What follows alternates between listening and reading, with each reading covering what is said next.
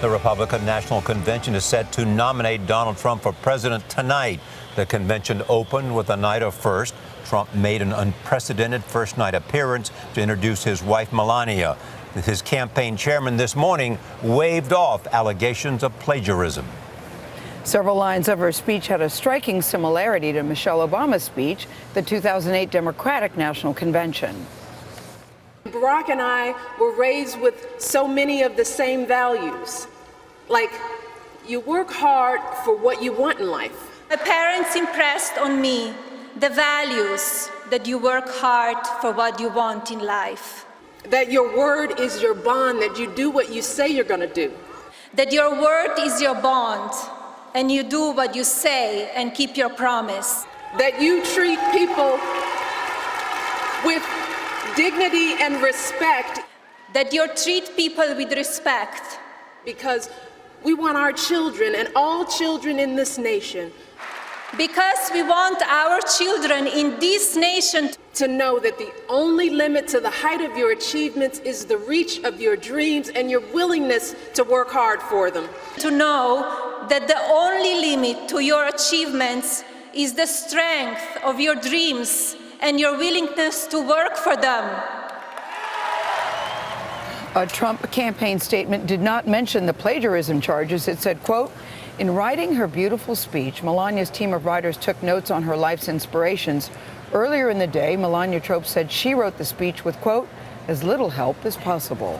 Wall Street Journal columnist Kim Strassel is with us. Good morning. Good morning. So what do you make of this? Look, I think the real pity of this is that it's overshadowed what otherwise was probably a pretty good speech. I mean, Melania did what she was supposed to do. If you're the candidate's spouse, you're supposed to humanize them.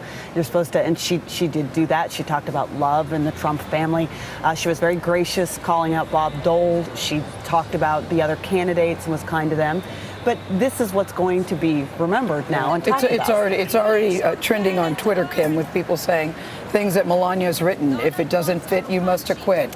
Better call Becky with the good hair. So people are having a lot of fun with this. Yeah, and look, someone should be held to account.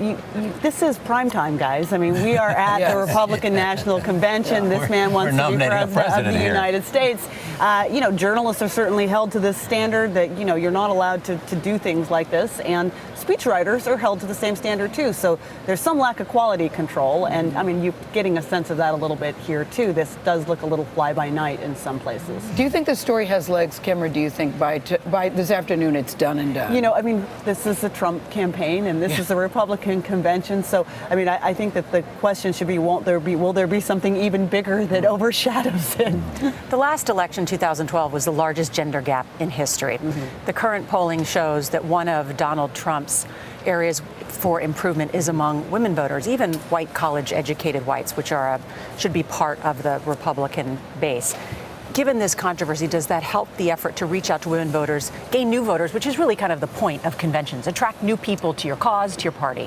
Look, again, I think the role of spouses is that they're there to try to connect with voters. I mean, that is really what their job is to do.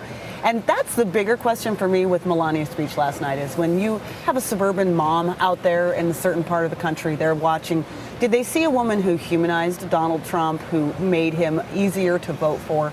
Or did they see someone who looked disconnected from them because she is, a billionaire's wife? And she certainly didn't say anything that would be obviously off-putting. I think it's a question of perception, and we'll see what her role is in the campaign going in the next as with months. Jackie Kennedy, they can add glamour to the campaign. It can be, a surrogate for the presidential nominee when he can't be somewhere. Yeah, they can, and look, she can't be somewhere. She has an interesting and inspiring story all on her own as well, too. Right. And all of the things that we heard in the speech, I've heard her say in previous interviews. It played very, very well in the room. She was very well received here. Yeah, and it played very well on TV. Afterward, people generally viewed her as having given a very good speech until this controversy about the writing broke.